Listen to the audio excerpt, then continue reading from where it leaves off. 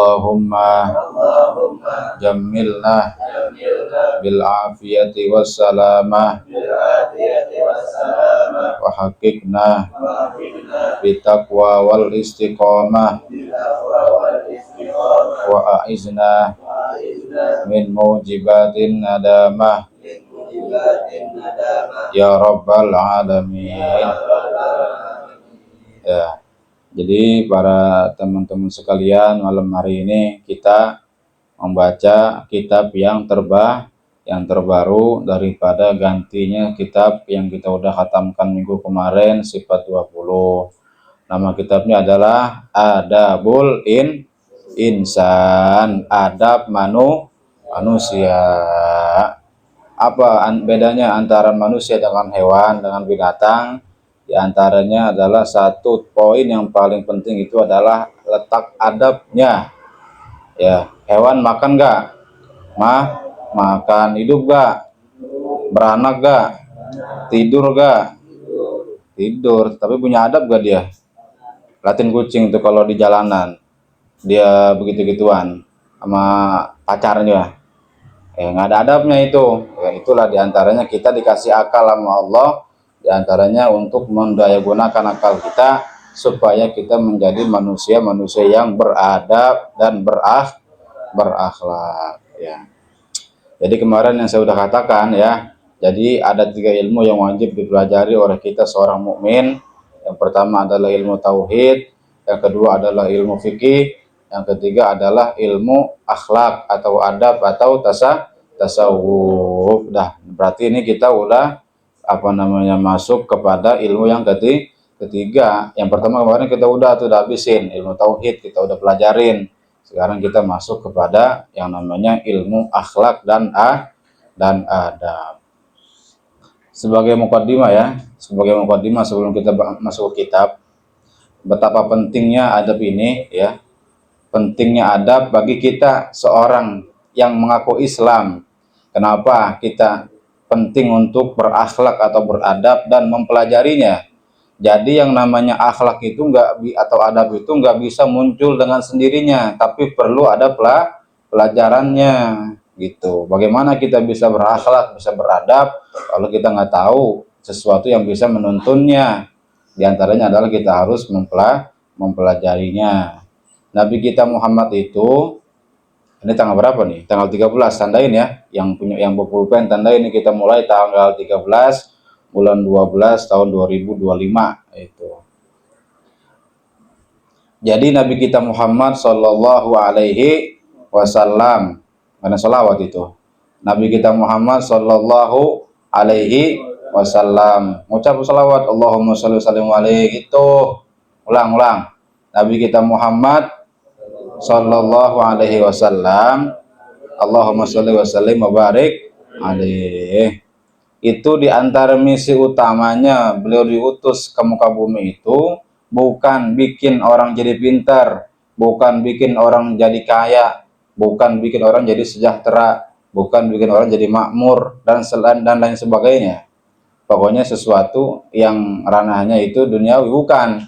Tapi satu misi utama yang mana Nabi kita Muhammad itu diutus adalah untuk ngedandanin, bahasanya memperbaiki akhlak manusia. Pada zaman sebelum Nabi dikenal dengan zaman apa? Zaman jahiliyah atau zaman kegelapan, kebodohan, kekejian, dan seterusnya.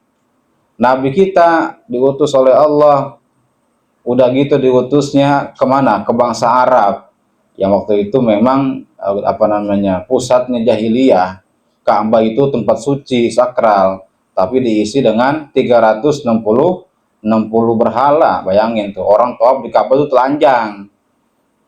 Malu kita telanjang kalau lagi di depan orang. Malu gak sajili? Malu. Itu namanya orang jahiliyah tuh nggak ada akhlaknya, nggak ada adabnya, dan nggak ada malunya. Nabi kita Muhammad diantara tadi misi utamanya. Kalau kita main game tuh, ibaratnya begitu. Nabi kita tuh misi yang paling beratnya atau utamanya adalah memperbaiki akhlak manusia. Sehingga Nabi mengatakan dalam hadisnya, innama bu'istu liutammima makarimal akhlak.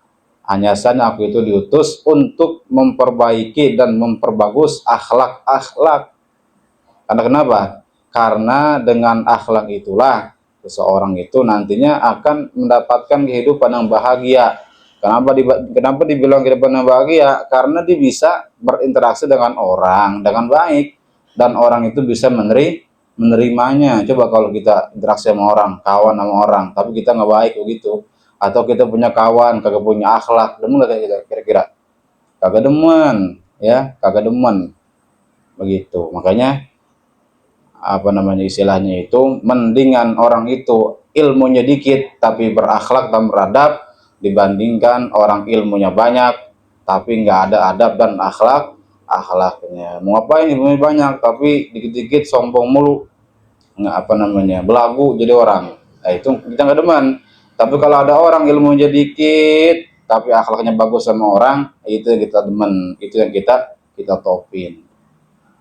Sama misalkan orang perempuan ya, orang perempuan nih misalkan, kira-kira nanti kalau nyari calon itu demen yang kang mabok apa yang kang sholat ya orang perempuan? Ah, kang mabok apa kang sholat? Kang sholat ya, kang sholat. Nih orang mabok nggak ada ninya, nggak ada malunya, berarti nggak ada adabnya. Begitu. Artinya begitu, artinya itu naluri kita manusia itu pasti demen sama orang-orang yang beretika atau orang-orang yang beradab begitu. Itu naluri kita. Nah, kalau kita aja demen sama orang yang berakhlak, ya apa namanya beradab, yang beradab baik, maka kita pun harus bisa beradab baik atau kita harus mempunyai adab yang baik. Itulah tujuan utamanya kitab ini ada tulisan kita baca. Paham sampai sini? Ya, paham. Dah kita baca bareng-bareng ya. Buka halaman 2. Bismillahirrahmanirrahim.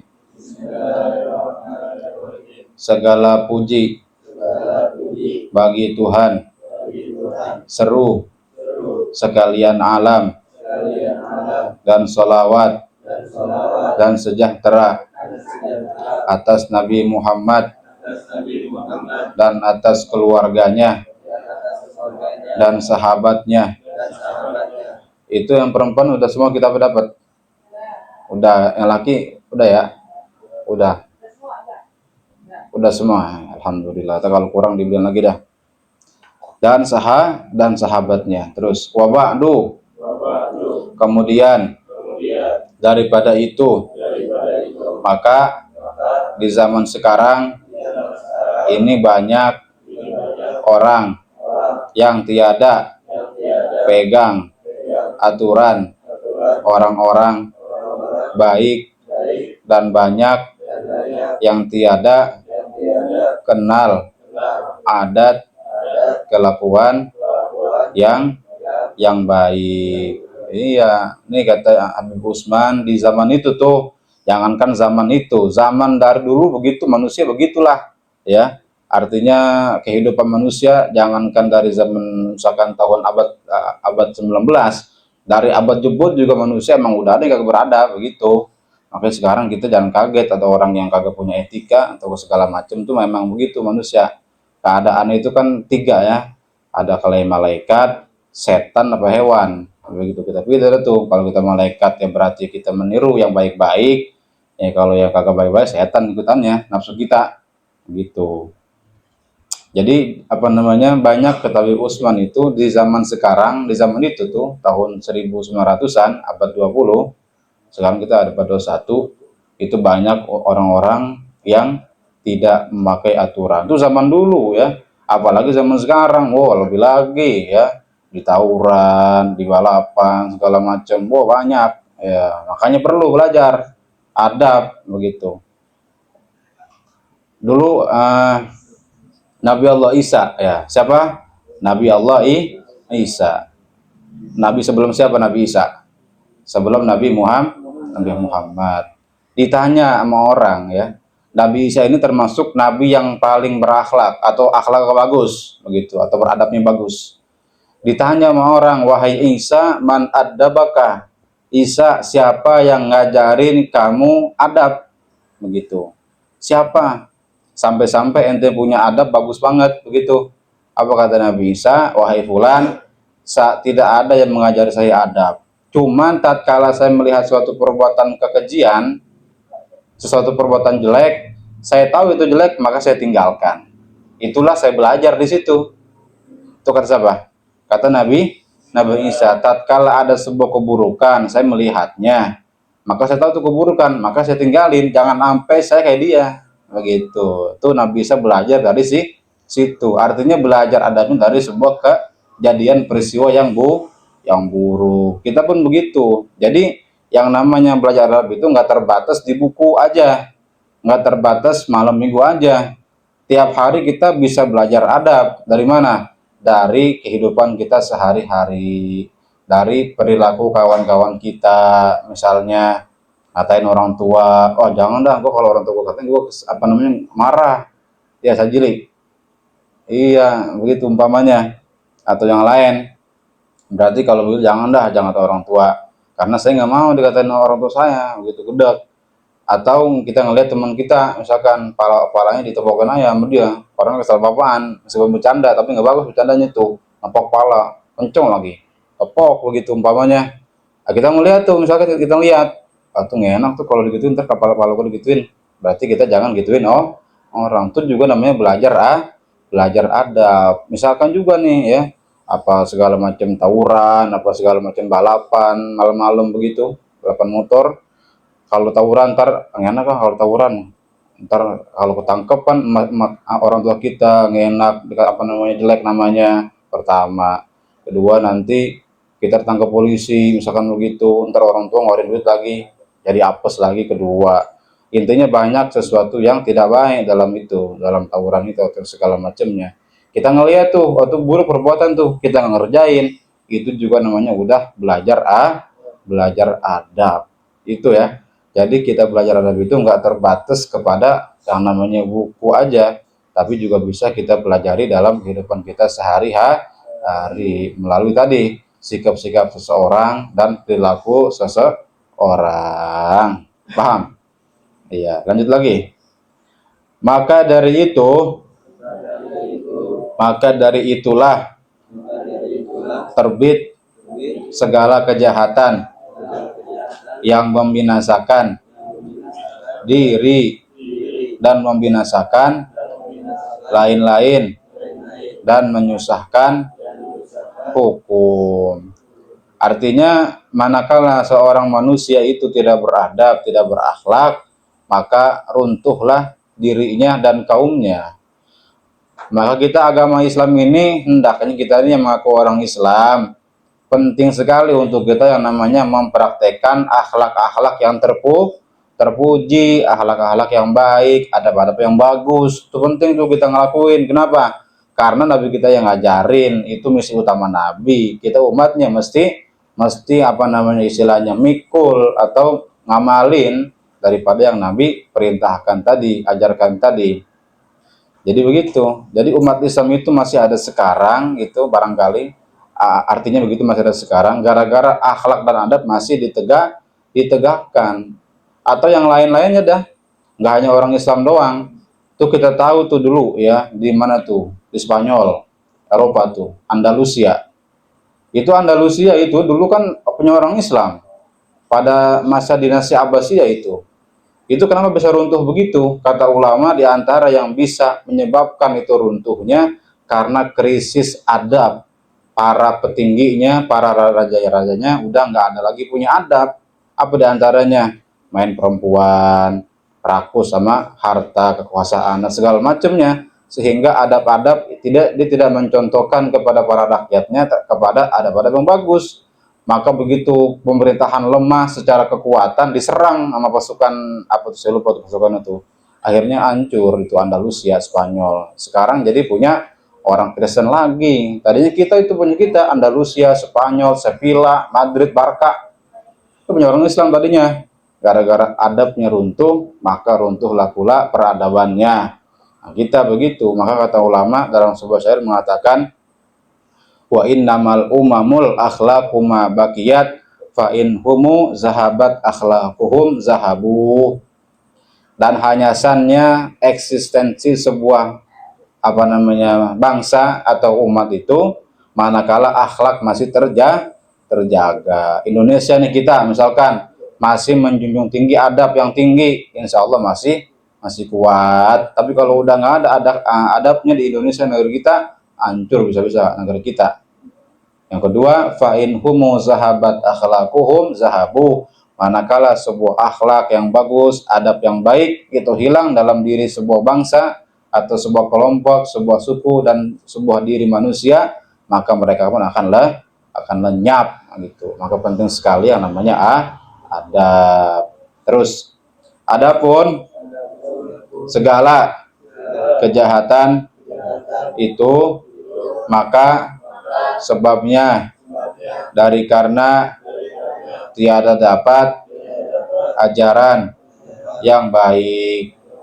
Adapun ketidakadaan ajaran itu sebabnya dari karena kurang ongkos atau dari karena tiada sempat atau dari karena tiada ada tempat pelajaran. Maka dari sebab itu dikarang ini kitab yang ringan harganya dan kecil bukunya, supaya ringkas ditaruh di saku baju, akan dibawa kemana-mana tempat kesenangan atau tempat pekerjaan, buat dibaca di waktu berhenti kerja, dibuat ganti dari omong yang tiada berguna.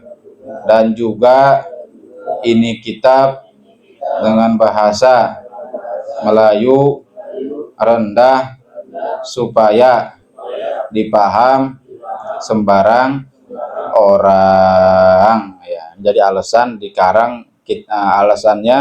dikarang kitab Adabul Insan. Di antara alasan orang itu kenapa dia tidak beretika, tidak beradab, tidak berakhlak itu adalah pertama karena kurang ongkos dan kurang tempat pembelajaran.